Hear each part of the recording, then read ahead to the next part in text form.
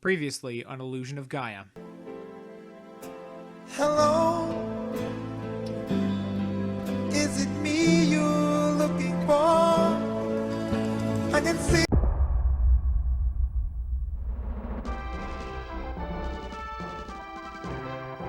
Well, hello once again, and welcome back to Nathan Plays Illusion of Gaia. My name is Nathan, and this, of course, is Illusion of Gaia on the Super Nintendo. Last time, we uncovered the sinister truth about vampire-based slave labor while wandering around an undersea palace of some description. And then we came to Mu, and I got my butt kicked quite a bit. But I was able to change to Freedan, and I think the tides will turn with that development.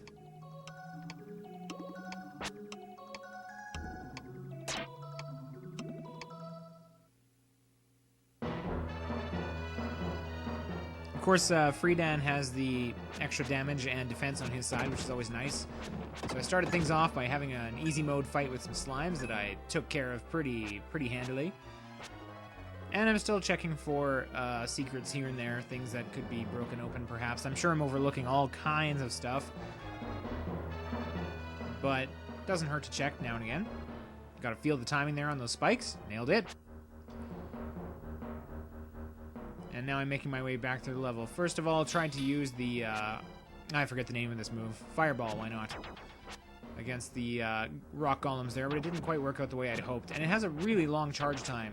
And on top of that, the flashing, it's not as clear, I feel like, as it could be when you're actually fully charged. And so I end up letting go prematurely, pretty regular basis.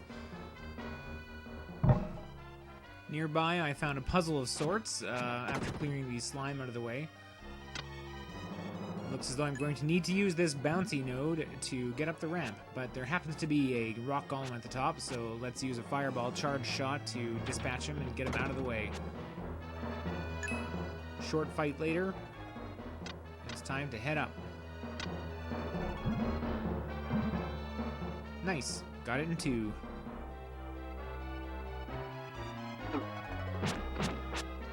Of course, there are more teleport wizards, because there are always more teleport wizards, and this one had the misfortune of popping right in front of me. Thankfully, as Freedan, it's a lot easier to take them out, but it is still kind of an annoying fight. Here I came across this incredibly deadly trap full of slimes. Turns out that taking out the middle one will open up the rocks for the rest of them to come at you, but it's still really not terribly scary.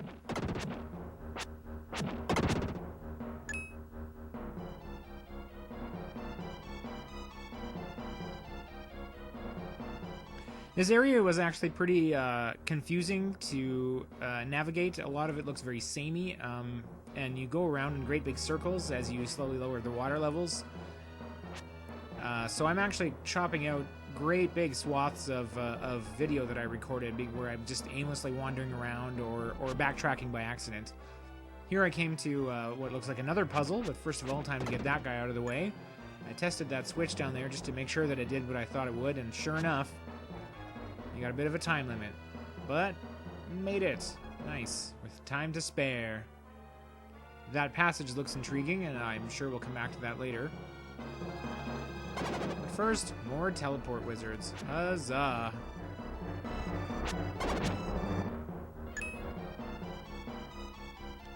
Later on, I came to this fairly difficult section with these, I don't know, let's call them energy grabbers. Why not?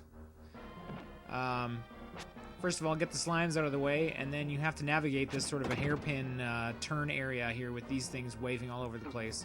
Of course, I botched it despite my best intentions. Both times. Underestimated their reach, and then didn't really time it super well. Actually, that one I made. Yay.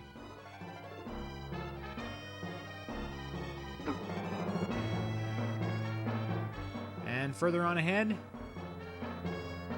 the way to the next area.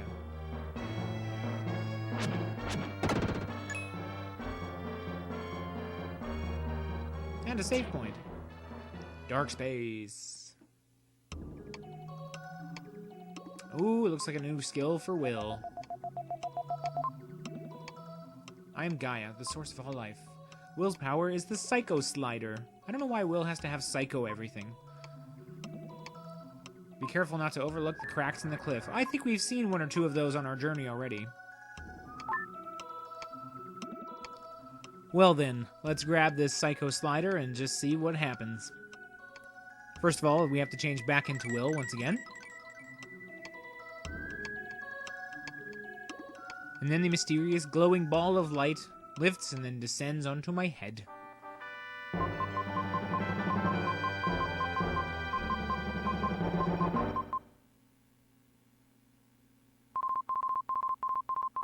Only young Will can use the Psycho Slider. You can now use the sliding attack to pass through small passageways. Push the attack button when running. Okay, let's test it out.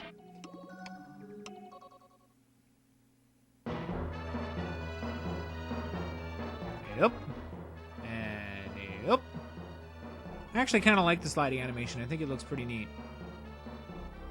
Well, seems to work pretty well. Off we go.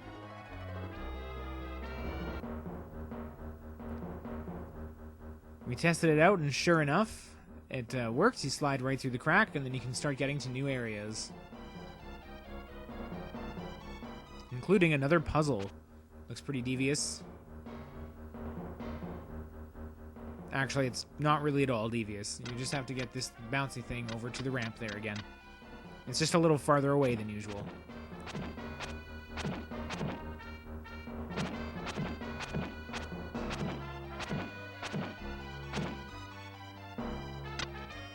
Get that into place there, and let's give it a try.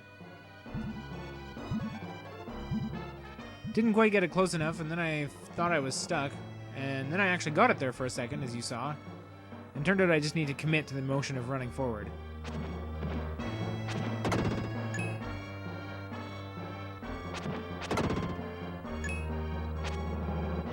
Finally, at this point, I remembered that I have other powers that can be used to attack monsters and things. So, from this point on, you'll see me using a lot more of that that charged attack there, because it does quite a bit more damage, and it's a useful thing to get ready while you're out of the way, or while you're waiting for the enemy to finish their attack.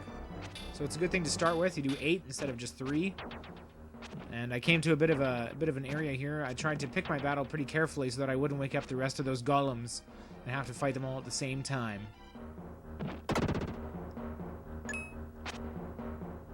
Also, those energy tentacles are annoying.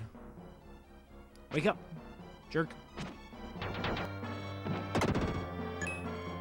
But I finished them off without too terribly much trouble.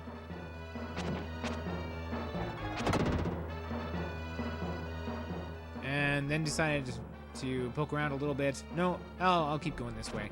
I do that a lot, you'll notice. I get sort of concerned about my options. That thing just unlocked a statue, and I think you can kind of see where this is headed. Anyway, when I have a fork in the road, I try and peer down one or both avenues just to see if one of them is a dead end and one of them is the way forward, and then I can eliminate the dead end more quickly. Defeating this rock golem later on unlocked another statue. But first I took a quick detour to finish off a slime and finally start pulling down some more upgrades. I got a strength increase. As we remember from last time, the place where the statue's eye lines meet is where there's likely to be a chest. At first I couldn't find it, and I thought I couldn't quite remember where it was up above, and you can't see the other one from here, so I circled around and had in mind I would laboriously count out each of these stone things on the side, and then just count it back on the other side of it. Having done that, I pinned it down to about this spot, and surely enough, I found the Statue of Hope. Well, a Statue of Hope. I guess we know now it's not the Statue of Hope. Was there another room with the same name? I suppose so. I don't think I've come across it yet, but I expect we will in the future. Oh yeah, that's still a dead end. Right. So moving on, I decided to do a quick top-up of my health and a quick save. And then it was time to explore some more. I ended up backtracking nearly to the beginning of the area, so that I could come down here and find... Oh, look at this. Another room of hope. Once again, I get my inventory and pause buttons mixed up because I can never stop doing that, apparently. I raise the Statue of Hope. A strange whisper is heard from somewhere, once again.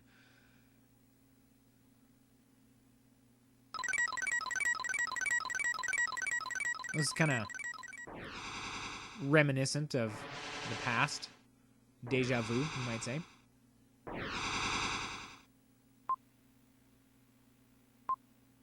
And the teleport wizards that are not evil this time tell me exactly the same thing as last time. Bunch of cryptic nonsense. Thanks a lot, guys. But when I exit the Room of Hope once more, the water levels have been lowered.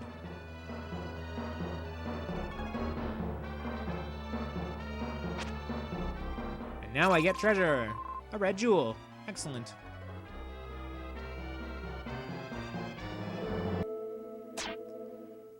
Since I was so close to the beginning, I decided to run out and just grab a quick save and health refill before heading back in. Briefly waffled about whether or not I should continue my journey.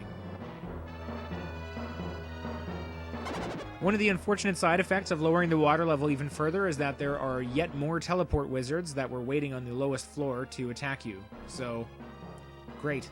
It's I've cut again. I've whittled down a lot of that footage, but there were quite a few more teleport wizard fights. Tedious.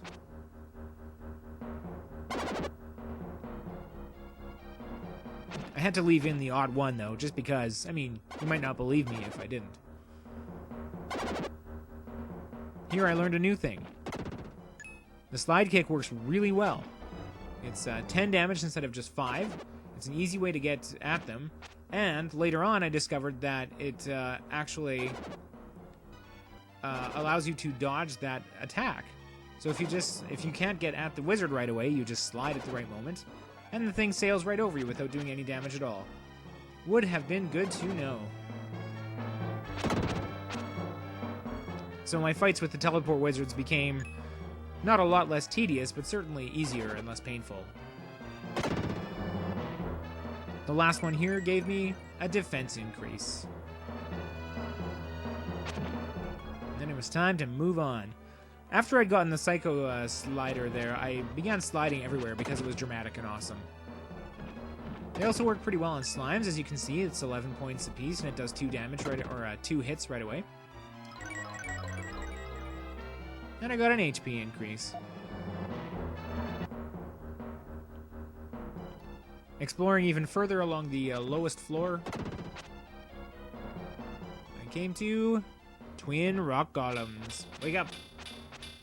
Then it was time for my extra careful, super cool, let's mash on the button and just hope for the best attack. Which actually worked this time and netted me a strength increase. Tactics. Who needs them? This time I found Rama's statue. I guess we're out of statues of hope. Hope is over. It's now time for Rama.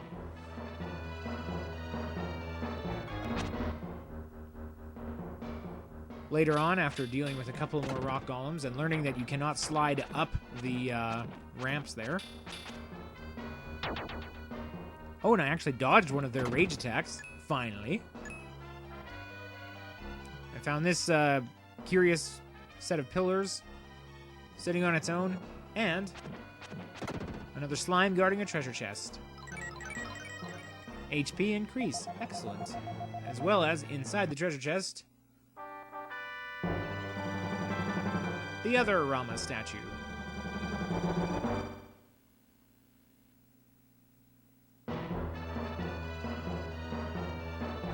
Did a little bit of poking around and then decided to, I wasn't quite sure what to do with these Rama statues, so I had to try them out on the pillars, but that didn't seem to do anything. I guess they're just decorations after all. Can't blame a guy for trying. In a different area, I found this room. Ah, this must be where those statues go. We'll come back to it. First of all, I had to try and mop up the... I knew I had missed a couple of monsters around here, so I went all the way around the level and I found this last set of monsters. It's a gaggle of slimes. I got lucky on that shot, took those two out right away. Slightly less lucky on the second one, but still pretty efficient, all things considered. Feel quite proud of myself. It's nice to think that by the end of all my running around here, I'd finally started to get a handle on how fights should be conducted around here. So I did a save of my game in the footage that was left on the cutting room floor, and I came back to this room to install the statues.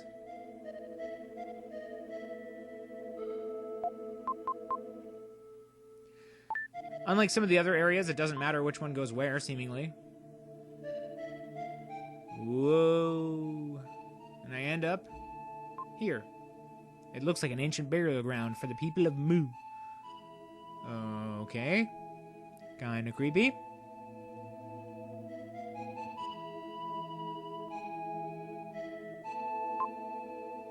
I am Rama, king of Mu.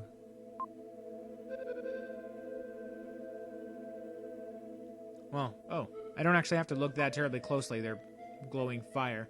So the wandering spirits tell me the story of the history of Mu. It doesn't really matter what order you do them in, but you have to talk to each one in turn. It tells about how a terrible light from the heavens turned them all into monsters. Or not all, but many of them. And for a time they lost the will to live. But then they decided to undertake a massive project and dig a tunnel. Because Mu is an island, apparently.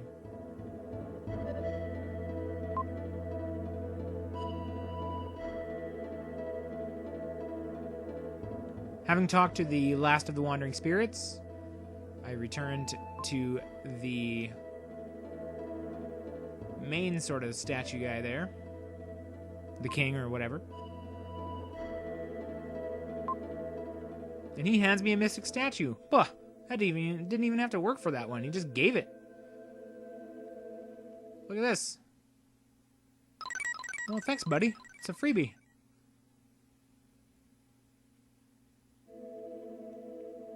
And now the entrance is opened. To the tunnel, presumably. Onward I went. And here I thought for a moment that I might get away without a boss battle, but I was not so lucky.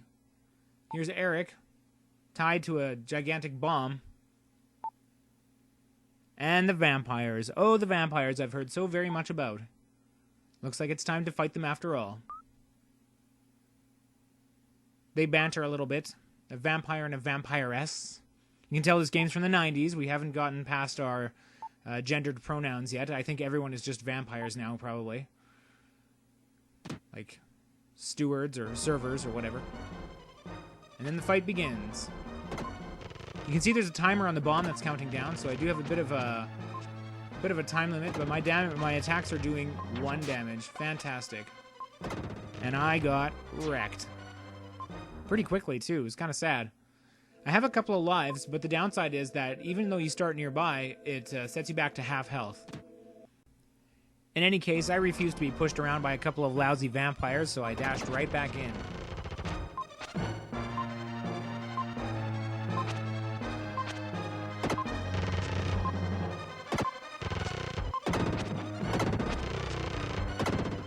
And it didn't go well at all.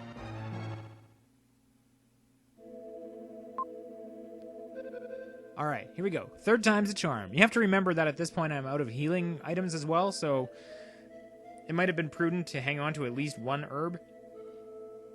But I have nothing. So if I have to succeed or fail based on 1 round of hit points. 3rd attempt, and I decided I was failing pretty hard.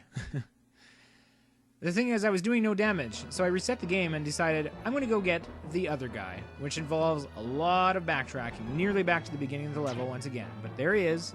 Let's go get Friedan. Improved attack and defense can only help me in this battle.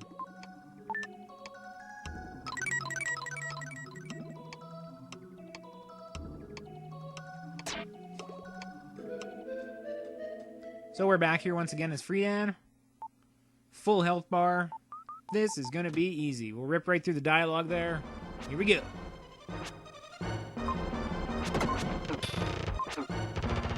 So one of the things I tried to incorporate right away was using that fireball that he has, only it takes a long time to charge, and like I mentioned before, the timing of it is a little bit difficult for me to grasp. I often let go of it too soon. Also, with video games, I'm not a great learner from my mistakes, and so it can take me a long time to, and a lot of frustration to learn how to do something better. Of course, I was demolished again because I was way too greedy on trying to get in hits on these guys. And I just kept going back and back and trying again and again and again. And it took me quite a lot of doing. I'm going to be honest. I'm starting to improve a little bit there, but of course, every time you come back on retries, you're at half health. So every 2 or 3 lives, I would have to reset the game, run all the way back down there, run through the dialogue, and then do it again. I'm starting to learn a little bit here, but it's still... It took me a long time. And that shot is super nasty. I don't know if you've noticed that, but that does by far the most damage out of anything they do. So this is attempt 21. I've cut a lot of them out because it was kind of depressing and I died a lot. By now I have picked up a few things. First of all, you'll notice I'm always standing in the horizontal in the rows rather than the columns, because the male vampire does a 4-way shot, and if you're in the verticals, often you can't even see it coming. If you're in the horizontals, at least you have a chance of seeing it before he fires it off at you. I'm using a lot of charged shots, as well as learning to get away as quickly as possible if I do hit them with my sword, but just trying to take those shots as they float past you. Whenever they do their big charge shot, you can fake it out pretty easily by just going in one direction briefly and then turning around and going the other one when it fires off. It'll just bounce harmlessly behind you and away you go. Despite knowing all of those things, there's still a few spots where I got a little careless or I got a little greedy, and you can see I took quite a bit of damage during this battle already. Doesn't really help that timer is there constantly ticking down, and really kind of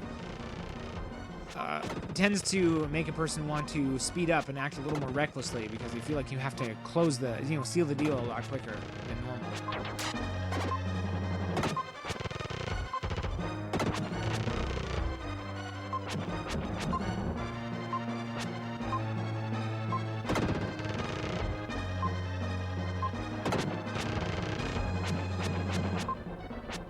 The rate at which that fireball moves also means it's kind of hard to land some shots sometimes. Even if you do manage to charge it up all the way and you have a good line, it might just move on. And then suddenly I defeated one of them. Completely unexpected. And what he actually ended up saying was, or the vampire has said, "I'm glad he's gone. It's your turn next. Get ready." Some pretty good trash talk, and also completely unsympathetic for her partner there. So now it was down to the lady vampire, who has a unidirectional shot. Can't do the big charge anymore, although still gets me with that one direction shot, kind of sadly. And I tried not to be greedy, and I finished the job. This was a big moment for me, to be honest. This was the toughest boss battle I'd encountered yet, and it took the longest to get it, and I felt really good about pulling it off. There's not a lot of time left on that timer, though, so we still have that to tend to. Red wire and a blue wire sticking. Why are there wires out of a giant Batman-style bomb? I randomly picked a wire, the blue one, and I was right. I have no idea if there's a way to know that, or if it does anything differently. Maybe it kills you all if you pick the wrong one. I think it's kind of completely insane that the vampires strapped somebody to a bomb down here. Like, why not just eat him?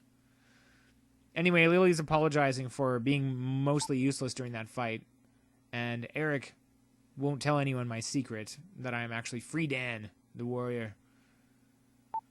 I can't seem to free him, so I took a chance and decided to try and leave. Oh yeah, door's not there. Door's down here. It was the right move, because here comes everybody else.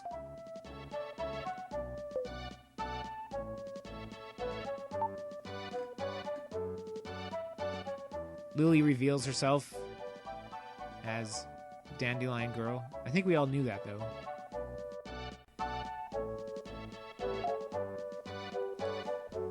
Will really seems to have grown up. And somehow Eric just escapes, all entirely on his own. So we share about the underwater tunnel. Kara is sad. Aw. She's either bossy or really sad. Not a super fun person to have along on a trip like this. But we all decide to get out of here.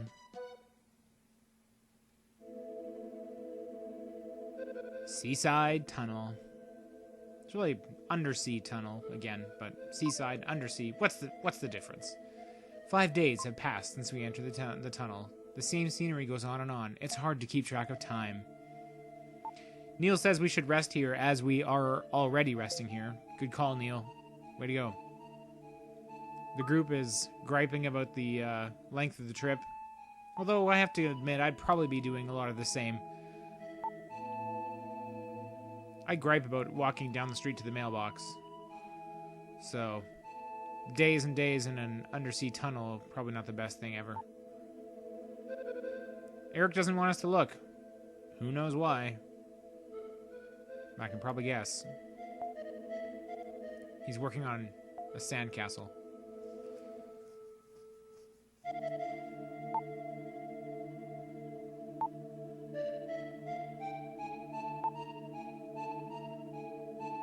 Lily seems to think that everybody from the past was extremely forgetful. I feel like they wouldn't forget, and Kara is back to being demanding. Great to have you along, Kara. Good contribution, thanks. I found a mushroom. Apparently these mushrooms are our only food while we're down here. Yesterday, baked mushroom. The day before, boiled mushroom. Before that, raw mushroom. But we need them to live. I bring it back to the camp, and people lament that I found more, but of course, it's better than starving. Good point.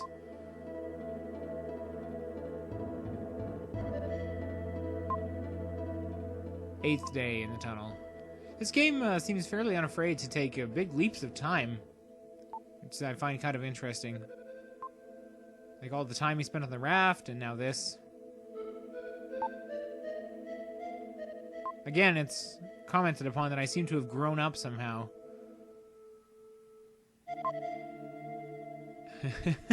I think puberty is like that for a lot of people. Strange powers, change into a warrior.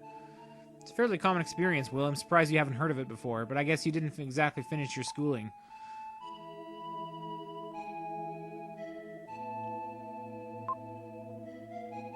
Two weeks now.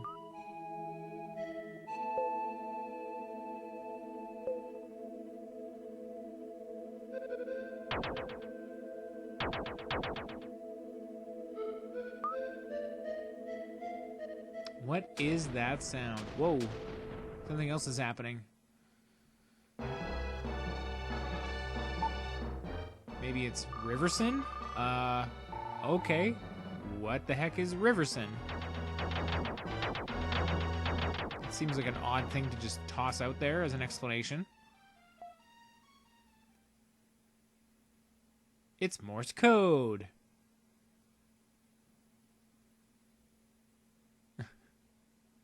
Why not? You know what? That's going to become, I think, my guiding theme for this game. Why not?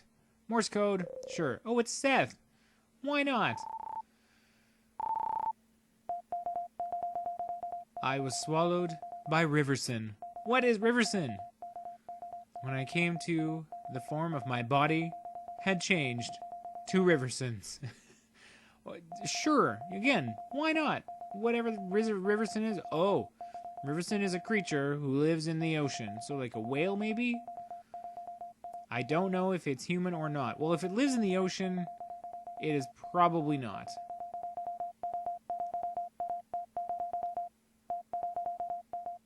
Things get kind of existential and weird. And Seth, you're kind of bumming us out here, eh? Like, maybe it's time to just take off. Oh, and he does. Seth, too, did a good thing.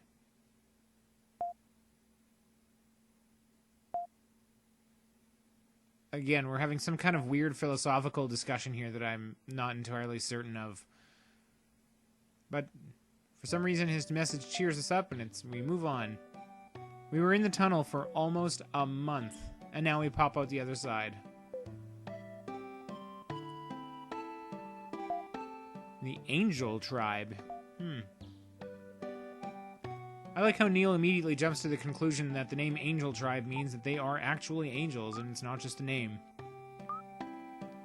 I remember that time I went to Los Angeles and I was supremely disappointed.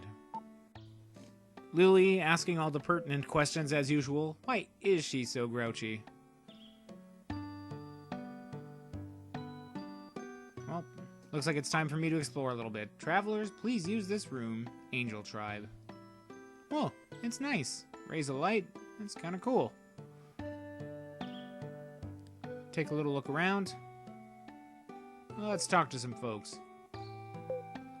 Lance wants to talk to me about something. He's fallen in love with Lily. Oh. No, it's not true, Lance. It's totally like you.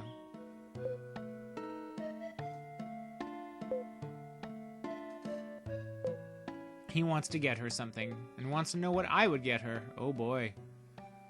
Well, the kiss is kind of invasive. The bouquet of flowers is... I don't know. I went with a necklace. Why not? Again. Lance thinks it's good to have friends. Aw, well that's sweet.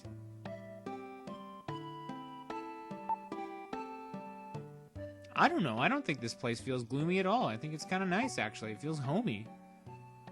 Eric has never noticed how bright the sun is.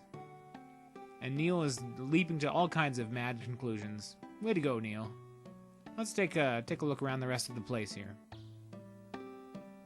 Oh, there's the holes that the light is streaming in from, presumably. And another way down. Angel Village entrance. Well. Whoa. Well, they are very tall, but... Oh yeah, me too. I hear ya. Anyway, I'm not sure they're angels exactly. It's been said that we are the form into which humans evolve. You're just taller humans, I guess? I gather?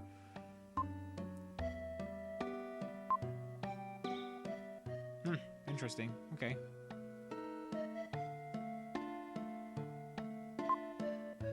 We have no emotions. I've neither laughed nor cried since the day I was born. I just survive. Oh, that's kind of a downer, I guess, but you don't seem to mind.